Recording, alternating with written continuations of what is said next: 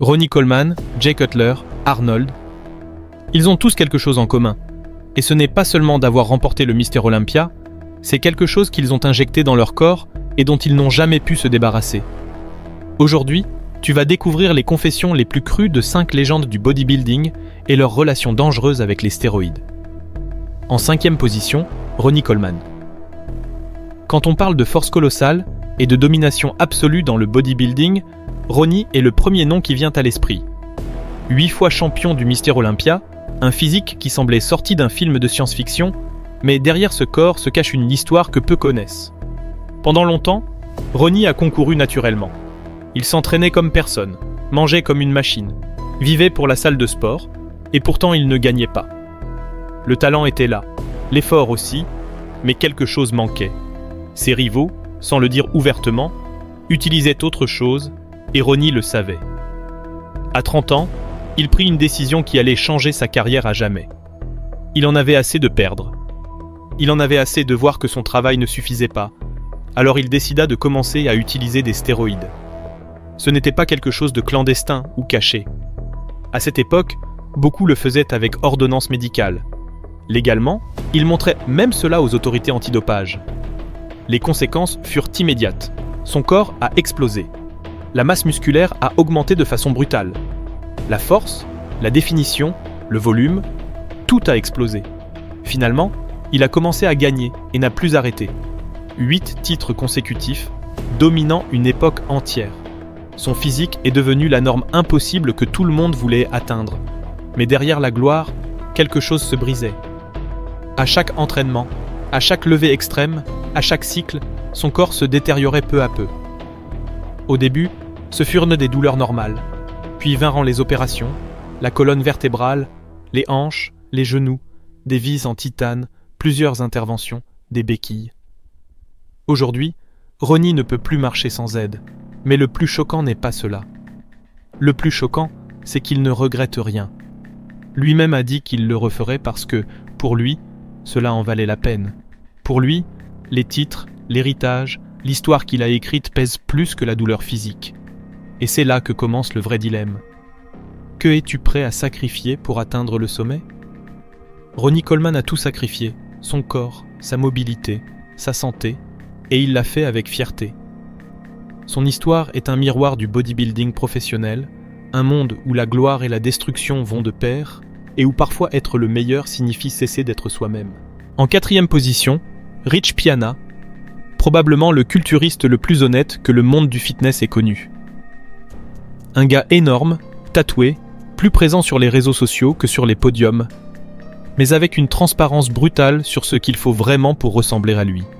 Rich a commencé jeune. À 18 ans, il testait déjà son premier cycle, testostérone et DK, le classique. Son corps a réagi immédiatement. Il a pris plus de 15 kilos en quelques semaines. Sa force a explosé, il a concouru, gagné, et s'est accroché non seulement aux résultats, mais au processus, au pouvoir de transformer son corps à volonté, à cette sensation de contrôle absolu, même si c'était artificiel. Pendant des années, il a augmenté les volumes, plus de masse, plus de composés, plus d'exposition. Dans ses vidéos, il parlait ouvertement de l'usage des stéroïdes, de l'hormone de croissance, de l'insuline. Il disait ce que personne ne voulait dire, pas pour se vanter, selon lui, mais pour éduquer, pour que ceux qui décident d'entrer dans ce monde le fassent les yeux ouverts. Il avait plus d'1 million d'abonnés sur Instagram, remplissait les conventions, c'était une star en dehors du circuit professionnel, mais tout cela avait un coût. À son moment le plus intense, Rich dépensait jusqu'à $20 000 par mois en hormones de croissance. Il utilisait 20 unités quotidiennes de Sérostim, une version pharmaceutique de très haute puissance. Sa routine était une combinaison de chimie, entraînement et exposition constante, et son corps, bien que imposant, commençait à s'effondrer. En 2017, il a été retrouvé inconscient chez lui en Floride. Il est entré dans un coma artificiel. Il ne s'est jamais réveillé. La police a trouvé 20 flacons de testostérone chez lui. Il est mort à 46 ans. Rich l'a toujours dit clairement. Si tu peux rester naturel, reste naturel. Mais si tu vas utiliser, apprends à le faire intelligemment. Pourtant, son histoire a laissé une leçon. Peu importe à quel point tu crois être préparé, le corps finit toujours par payer. Rich Piana fut une figure controversée, oui, mais aussi un avertissement avec une voix propre, un miroir de ce que le bodybuilding extrême peut te donner et ce qu'il peut te prendre sans prévenir. Son héritage ne réside pas seulement dans ses muscles ou ses phrases virales, mais dans le fait que jusqu'au dernier jour, il n'a cessé de dire la vérité, même si cette vérité était inconfortable, brutale et souvent mortelle. En 3e position, Dorian Yates, l'homme qui a changé à jamais le standard du bodybuilding. Avant lui, l'esthétique était au centre. Après lui, c'est l'ère de la taille monstrueuse qui a commencé. 6 fois champion du Mister Olympia entre 1992 et 1997. Connu pour son entraînement à huis clos, sans exhibition, sans réseaux sociaux, seulement des résultats. Mais son physique surhumain ne s'est pas construit seulement avec du fer et des protéines. Dorian a été l'un des rares champions de sa génération à parler sans filtre de l'usage des stéroïdes. Il a admis avoir utilisé des substances en continu pendant 12 ans, et pas seulement des stéroïdes anabolisants, aussi de l'hormone de croissance, des diurétiques et de l'insuline. L'insuline, c'est le mot qui a changé la conversation, car alors que beaucoup parlent de testostérone ou de trembolone, peu osent mentionner ce composé. Une arme à double tranchant, utilisée médicalement pour réguler la glycémie, mais dans le bodybuilding pour augmenter l'absorption des nutriments et créer un volume musculaire extrême. Selon Yates, la combinaison d'insuline avec d'autres composés peut raccourcir des décennies de vie. Littéralement, il l'a dit. Bien sûr, ça te fait paraître plus gros, oui, mais tu détruis ton métabolisme de l'intérieur. Et ce qui est le plus inquiétant, ce n'est pas ce qui s'est passé dans les années 90, mais ce qui se passe aujourd'hui. Dorian a dit publiquement que les doses utilisées aujourd'hui, même chez les amateurs, dépassent largement celles utilisées par les professionnels de son époque. Des gars de 20 ans qui ne concourent même pas utilisent des cycles qui étaient autrefois réservés aux Olympias.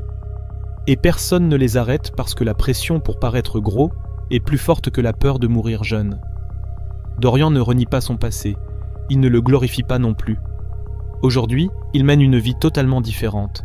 Méditation, respiration, alimentation propre, mais son regard est critique.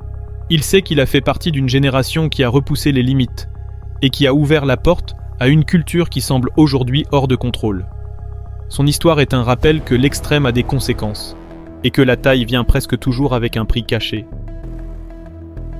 En 2e position, Arnold Schwarzenegger, la figure la plus emblématique de toute l'histoire du culturisme. 7 fois Mister Olympia, star de cinéma, gouverneur de Californie, et l'homme qui a transformé ce sport en un phénomène mondial.